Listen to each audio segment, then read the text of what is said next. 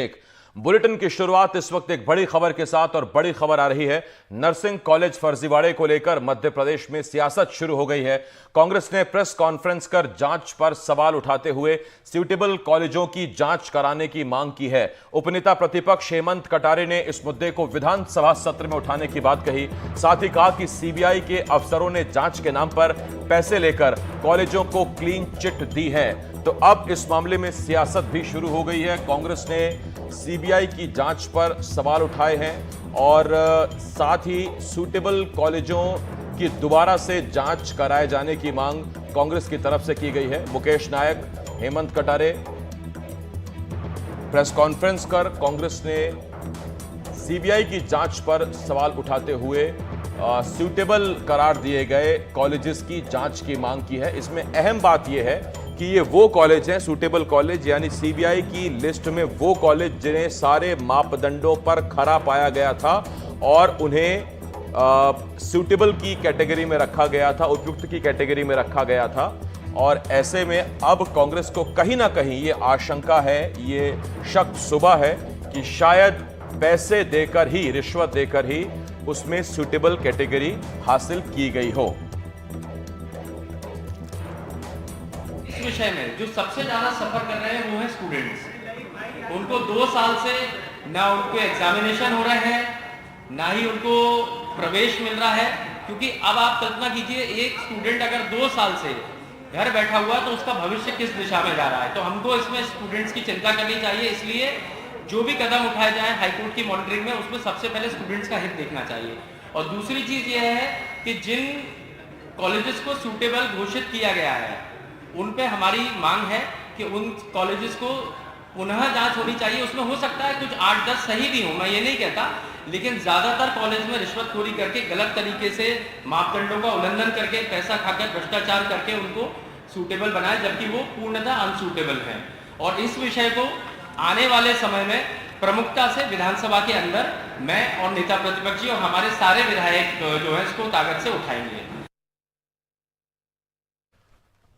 हमारे resident editor अनुराग दौरी जी इस वक्त इस बड़ी खबर पर मेरे साथ जुड़ रहे हैं।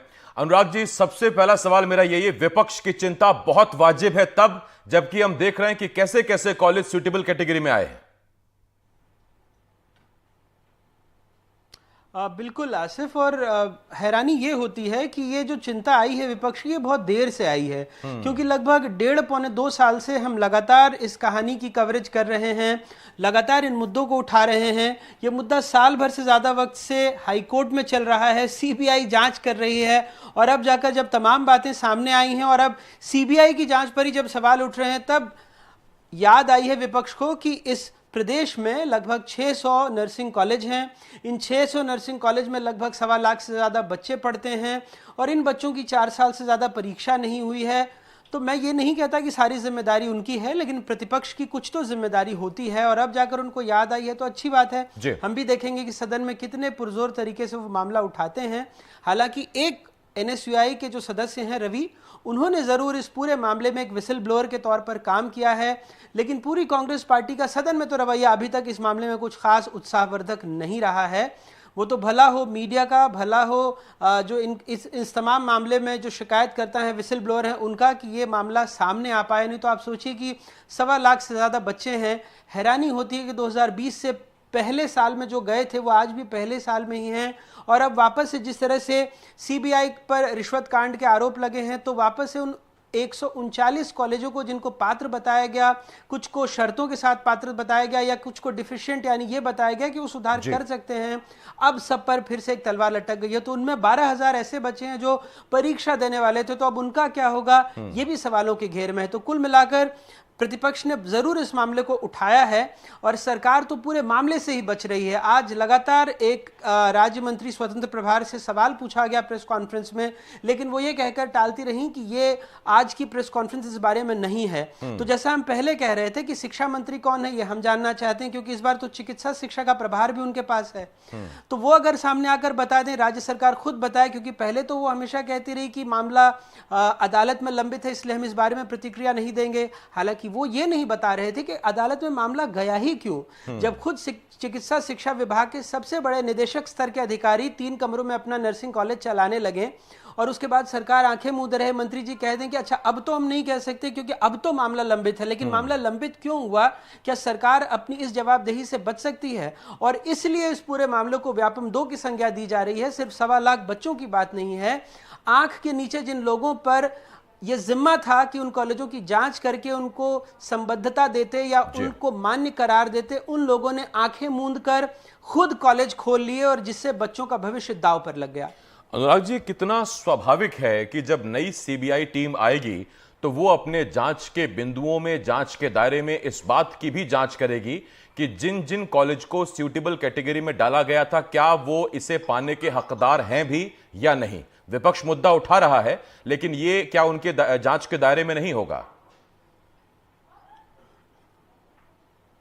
बिल्कुल होगा, मैं यही कह रहा हूं आसिफ। जैसे मान लीजिए कि कल ही परसों हमारी सहयोगी अमृतांशी जोशी साकेत नगर इलाके में गई, उस कॉलेज को मान्य करार दे दिया गया था। वो एक स्कूल में सिर्फ एक बोर्ड लगा हुआ है, स्कूल है और उसके अंदर नर्सिंग लैब चल रहा है। तो स्कूल में तो नर्सिंग कॉलेज चल नहीं सकता, या तो स्कूल की मान्यता खतरे में है या नर्सिंग कॉलेज की मान्यता खतरे में है, और उसको एक तरह से पात्र बता दिया गया जो नई जांच रिपोर्ट आई है। तो आप सोचिए ऐसे कई कॉलेज हैं, जैसे आज ही कुछ अखबारों ने तस्वीर छापी है, सीधी में एक कॉलेज है जिसको मान्यता दे दिया गया, वो एक इसमें चल रहा है, क्या कहते हैं, गराज में चल रहा है।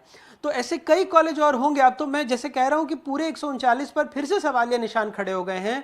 तमाम कोशिशों के बाद उन बच्चों की परीक्षा शुरू हुई थी। अब सोचिए कि उनकी मनोदशा क्या होगी कि वापस एक बार फिर से उन्हीं सवालों के घेरे में है, क्योंकि जिन पर जांच का जिम्मा था उन पर ये रिश्वत के आरोप लग रहे हैं। ये सही बात है कि एक नई सीबीआई की टीम जो कि दिल्ली से ही आएगी और वो जांच करेगी, लेकिन सवाल ये भी पूछे जाने चाहिए कि जिन 4 लोगों के नाम एफआईआर में हैं, 3 गिरफ्तार हो गए हैं, उसमें एक डीएसपी स्तर का अधिकारी भी है, लेकिन मध्य प्रदेश की राजधानी भोपाल में डीआईजी स्तर के आईपीएस अधिकारी सीबीआई की कमान संभालते हैं। तो क्या जिम्मा उन पर नहीं था? 5 टीमें, कोर टीमें सीबीआई की बनाई गई थी। आखिर ऐसा क्या था कि 4 महीने से दिल्ली में बैठी सीबीआई फोन कॉल टैप कर रही थी इन लोगों के जिनको अब गिरफ्तार किया गया या जिनके नाम अब एफआईआर में आए हैं, और मध्य प्रदेश की राजधानी भोपाल में बैठे सीबीआई के आला अफसरों को इस बारे में पता भी नहीं लगा। यह भी अपने आप में हैरत करने वाली बात है कि क्या सिर्फ वो 4 नाम जिनका जिक्र एफआईआर में है सीबीआई की तरफ से, वो शामिल हैं, या इस रिश्वत कांड की जड़ें भी कुछ और गहरी हैं? एक आखिरी सवाल अनुराग जी, जो हजारों बच्चों के भविष्य से जुड़ा सवाल है। बच्चे बड़े खुश थे कि चलिए कम से कम परीक्षाएं हो रही हैं, रिजल्ट आएंगे, नेक्स्ट प्रमोट होंगे, आगे कुछ अपना कहीं ज्वाइन कर पाएंगे, सैलरी मिलेगी। लेकिन अब फिर से वो सूटेबल, अनसूटेबल, वो डेफिशिएंट, वो जो कैटेगरी में फिर से जब कॉलेज आएंगे, नई टीम जांच करेगी, तो क्या ऐसे में परीक्षाएं हो पाएंगी, नहीं हो पाएंगी? इन छात्रों की एज निकली जा रही है तमाम सरकारी नौकरियों के लिए।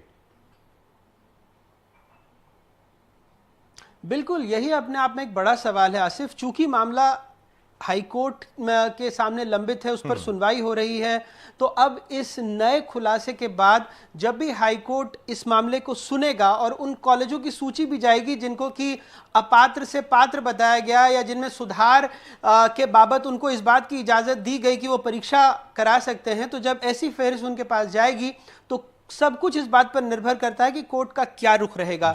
लेकिन अदालत, विपक्ष, बच्चों के बरक्स एक और पक्ष है सरकार का, जो अभी तक कुछ इस मामले में बोल नहीं रही है। वो बार बार कोर्ट की आड़ ले रही है, लेकिन वो भी इन सवालों से कब तक बचेगी, क्योंकि लगातार इस मामले को हम उठा रहे हैं और अब जब सदन में भी गूंजेगा तो कम से कम वहां तो सरकार को जवाब देना ही होगा। और जब कोर्ट नोटिस जारी करेगा, पूछेगा, तब भी जवाब देना पड़ेगा कि आप फिलहाल, यानी सरकार फिलहाल छात्रों के भविष्य के लिए, उनकी परीक्षाओं के लिए पुख्ता तौर पर क्या कर रही है। नजर हमारी बनी रहेगी। अनुराग जी, बहुत शुक्रिया हमारे साथ जुड़ने के लिए।